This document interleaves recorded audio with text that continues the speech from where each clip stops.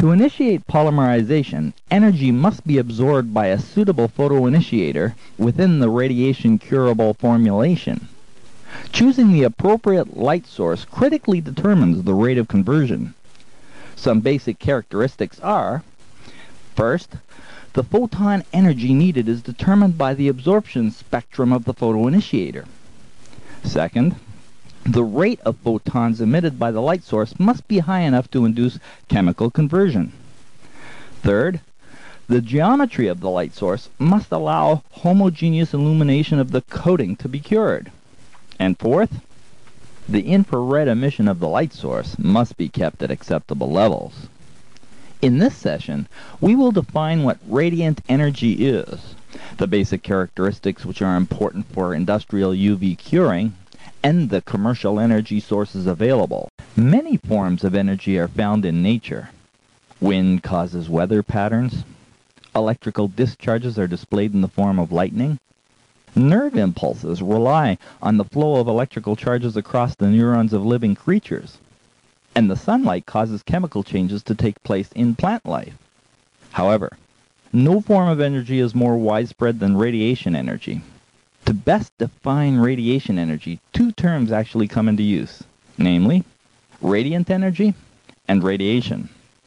Both terms describe energy in transport. However, radiant energy is defined as energy transported by electromagnetic radiation, and radiation is defined as energy in transport, either as particles or electromagnetic waves.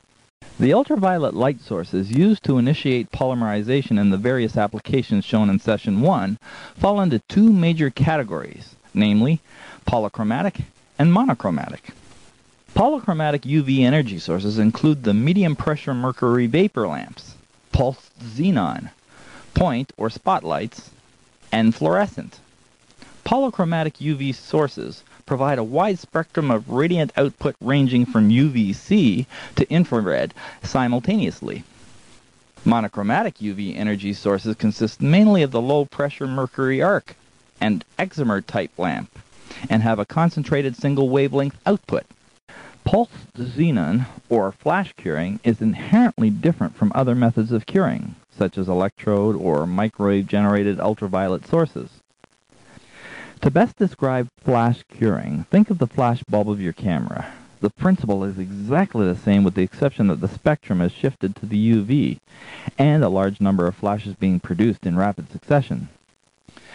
Although pulsed or flash technology dates back to the early 1930s with over 600 patents registered, the major obstacle to the growth of this technology was lamp life. In the past, xenon lamps for curing applications have lasted only 40 to 60 hours. Today, lamps are guaranteed for 1,000 hours and prorated for 3,000 hours. UV spotlights are used in applications that require a highly concentrated beam of light in the UV and visible light range. Used in a wide range of applications such as PC board assembly, encapsulation, wire tacking, and high-strength bonding of disparate materials, UV spotlights can also be found in the medical field, such as wound treatments and the curing of dental fillings. Commercial monochromatic UV energy sources include the low-pressure mercury vapor lamp, the excimer and nitrogen laser, and excimer lamps. The low-pressure mercury vapor lamps have their place in water purification and preparatory photochemistry applications. However, their extremely low UV radiant power output in the range of 0.1 to 1 watt per square centimeter renders them unacceptable for general curing applications. Excimer and nitrogen lasers, which use rare gas resonance emissions, are even less powerful and are limited to a penetration depth of less than 1 micron. Both types are pulsed UV sources, providing a variety of wavelengths and output peak power. However, they cannot compete with the mercury arc lamp due to their low pulse repetition rate.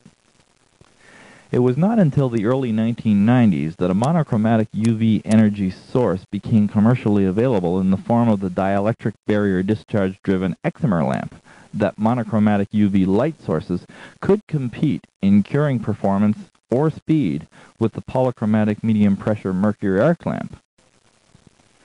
Although the technology of the dielectric barrier discharge-driven excimer lamp was first described by Eliason and Kogelschatz from Isaiah Brown Boveri in 1998, it was not until 1993, when Heraeus Nobelite in Hanau, Germany, acquired the technology from ABB, that it became commercially available as a viable alternative to the medium-pressure mercury arc lamp. Electron beam, or EB curing in short, is enjoying one of the largest growth periods in the history of technology. The main driving force for this growth can be found in the development of new low-voltage EB units, resulting in the decrease of a capital investment requirement, reduced operating costs, and lower voltage that allows the processing of sensitive substrates. Low voltage electron beam processing was first introduced in the 1970s by the development of 150 to 300 keV equipment. Today, 80 to 110 keV units, which are half the size of a 150 keV unit, are available. Due to its reduced size, cost, and low voltage capabilities, the new electron beam equipment has not only helped open new applications for electron beam curing, but received full acceptance from the packaging industry, EB's main market. Another advantage of the low voltage unit can be found in the ability to retrofit existing production lines. Electron beam equipment can now be installed on existing flexographic and rotogravure printing presses and laminating adhesive lines.